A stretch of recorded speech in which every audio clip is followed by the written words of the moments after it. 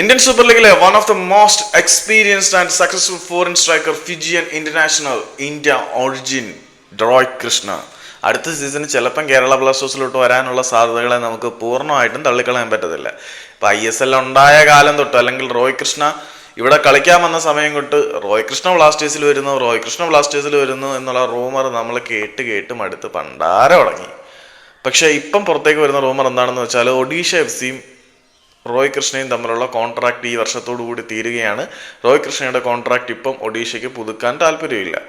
റോയ് കൃഷ്ണയ്ക്ക് നിലവിൽ ISL-ലെ 2 ക്ലബ്ബുകളിൽ നിന്നും ഓഫറുണ്ട്. കേരള ബ്ലാസ്റ്റേഴ്സും മുംബൈ സിറ്റി FC-യും നമ്മുടെ റോയ് കൃഷ്ണയെ സ്വന്തമാക്കാൻ ആഗ്രഹിക്കുന്നു എന്ന തരത്തിലൊരു റൂമർ പ്രചരിക്കുന്നുണ്ട്. അപ്പം റോയ് കൃഷ്ണ ഈ സീസണിലും ടോപ്പ് സ്കോറർമാരുടെ പട്ടികയിൽ മുന്നിലുണ്ട്. ഇങ്ങനെ പ്രായം തളർത്തത്തില്ലയോ എന്നുള്ള സംശയങ്ങളൊക്കെ ഉണ്ട്.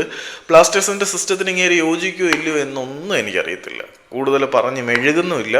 പക്ഷേ പുറത്തേക്ക് വരുന്ന ലേറ്റസ്റ്റ് അപ്ഡേറ്റ് അനുസരിച്ച് റോയ് കൃഷ്ണയെ സ്വന്തമാക്കാൻ കേരള ബ്ലാസ്റ്റേഴ്സും നമ്മുടെ മുംബൈ സിറ്റിയും താല്പര്യപ്പെടുന്നുണ്ട്. മുംബൈ സിറ്റിക്ക് റോയ് കൃഷ്ണയുടെയൊക്കെ ആവശ്യമുണ്ട്. അവർക്ക് നല്ല കിടിലൻ പ്ലേയേഴ്സിനെ വേറെ കിട്ടത്തില്ല. ആവശ്യത്തിന് ക്യാഷും ഫണ്ടൊക്കെ ഉണ്ടല്ലോ.